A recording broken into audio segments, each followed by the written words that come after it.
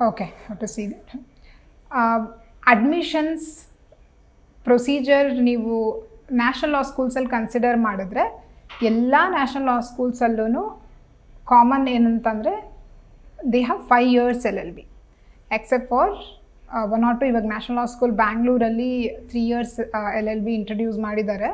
ಅಂದರೆ ನೀವು ಗ್ರ್ಯಾಜುಯೇಷನ್ ಆಗಿದ್ದರೆ even if you are working professional ನೀವು ಎಂಟ್ರೆನ್ಸ್ ಎಕ್ಸಾಮ್ ಬರೆದು ನ್ಯಾಷನಲ್ ಲಾ ಸ್ಕೂಲ್ಗೆ 3 years LLBಗೆ ಎಂಟರ್ ಆಗ್ಬೋದು. ನ್ಯಾಷನಲ್ ಲಾ ಸ್ಕೂಲ್ ಬ್ಯಾಂಗ್ಳೂರ್ಗೆ ಸಪ್ರೇಟ್ ಎಕ್ಸಾಮ್ ಕಂಡಕ್ಟ್ ಮಾಡ್ತಾರೆ.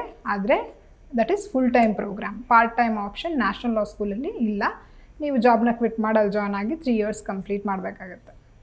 ಇನ್ನು ಉಳಿದಿರೋ ಸ್ಟೂಡೆಂಟ್ಸ್ಗೆಲ್ಲ ಅಡ್ಮಿಷನ್ ಪ್ರೊಸೆಸ್ ಹೇಗೆ ಉಳಿದಿದ್ದ ಲಾ ಸ್ಕೂಲ್ಸ್ಗೆ including national law school Bangalore 5 years ಪ್ರೋಗ್ರಾಮ್ಗೆ ಅಂದರೆ ನೀವು 12th ಇರಬೇಕಾದ್ರೇ ಅಪ್ಲೈ ಮಾಡಬೇಕು. 12th ಮುಗಿಯೋ ಹೊತ್ತಿಗೆ ನಿಮಗೆ ಎಕ್ಸಾಮ್ ಇರುತ್ತೆ. ಎಕ್ಸಾಮ್ ಮುಗಿಸಿ 12th ರಿಸಲ್ಟ್ಸ್ ಬಂದಿದ್ದ ತಕ್ಷಣವೇ ವಿತ್ ದ ರಿಸಲ್ಟ್ ನೀವು ಅಡ್ಮಿಷನ್ ಕನ್ಫರ್ಮ್ ಮಾಡಿಬಿಟ್ಟು ಲಾ ಸ್ಕೂಲಲ್ಲಿ ನಿಮ್ಮ ಕ್ಲಾಸಸ್ನ ಸ್ಟಾರ್ಟ್ ಮಾಡ್ತೀರಾ. ಒಂದು ವೇಳೆ ನಿಮಗೆ ಈ ನ್ಯಾಷನಲ್ ಲಾ ಸ್ಕೂಲ್ಸಲ್ಲಿ ಎಲ್ಲೂ ಸಿಕ್ಕಿಲ್ಲ ಅಂತಂದರೆ ನಾನು ಹೇಳಿದಾಗೆ ನೀವು ಬೇರೆ ಕಡೆ ಅಪ್ಲೈ ಮಾಡ್ಬೋದು. ಅಲ್ಲೂ procedure remains same.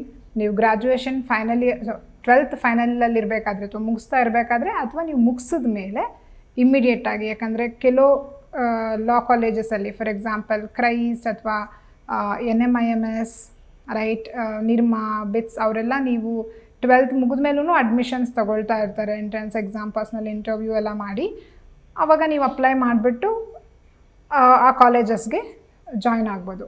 So admission process is simple. Second PUCಯಲ್ಲಿ ಅಥವಾ ಸೆಕೆಂಡ್ PUC ಮುಗಿದಿದ ತಕ್ಷಣ ನೀವು ಅಪ್ಲೈ ಮಾಡ್ತೀರಾ. ನಿಮ್ಮನ್ನ ಕರೀತಾರೆ ಎಂಟ್ರೆನ್ಸ್ ಟೆಸ್ಟ್ಗೆ. ನೀವು ಎಂಟ್ರೆನ್ಸ್ ಟೆಸ್ಟ್ ಕ್ಲಿಯರ್ ಮಾಡಿದ್ಮೇಲೆ accept for national law schools ಇನ್ನು ಎಲ್ಲ ಕಡೆನೂ second level of selection criteria ಇರುತ್ತೆ. ಅದರಲ್ಲಿ ನಿಮಗೆ ಅವ್ರು ಪರ್ಸ್ನಲ್ ಇಂಟರ್ವ್ಯೂ ಮಾಡ್ತಾರೆ, ರಿಟರ್ನ್ ಎಬಿಲಿಟಿ ಟೆಸ್ಟ್ ಅಂತ ಮಾಡ್ತಾರೆ. ಅಂದರೆ ಆನ್ ದ ಸ್ಪಾಟ್ ಅವ್ರು ನಿಮಗೆ ಟಾಪಿಕ್ ಕೊಡ್ತಾರೆ, ನೀವು ಅದ್ರ ಮೇಲೆ ಮಾತಾಡಬೇಕು ಅಥವಾ ಎಸ್ಸೆ ಬರೀಬೇಕು. ಆಪ್ಷನ್ ಇರೋದಿಲ್ಲ. ಒಂದೊಂದು ಕಡೆ ಮಾತಾಡೋದು ಕಂಪಲ್ಸರಿ, ಒಂದು ಕಡೆ ಎಸ್ಸೆ ಬರೆಯೋದು ಕಂಪಲ್ಸರಿ. ನೀವು ಬರೆದು ನಿಮ್ಮ ಸ್ಕೋರ್ ಓವರ್ ಆಲ್ ಸ್ಕೋರ್ ಏನಿದೆ ಎಂಟ್ರೆನ್ಸ್ ಟೆಸ್ಟಲ್ಲಿ, ಪರ್ಸ್ನಲ್ ಇಂಟರ್ವ್ಯೂ ಅಲ್ಲಿ, ಮೈಕ್ರೋ ಪ್ರೆಸೆಂಟೇಷನಲ್ಲಿ, WATಯಲ್ಲಿ ಎಲ್ಲದೂ ಕನ್ಸಿಡರ್ ಮಾಡಿ ಫೈನಲ್ ಸೆಲೆಕ್ಷನ್ ಮಾಡ್ತಾರೆ. 12% ಕನ್ಸಿಡರ್ ಆಗುತ್ತಾ ಲಾ ಎಂಟ್ರೆನ್ಸಸ್ಗೆ?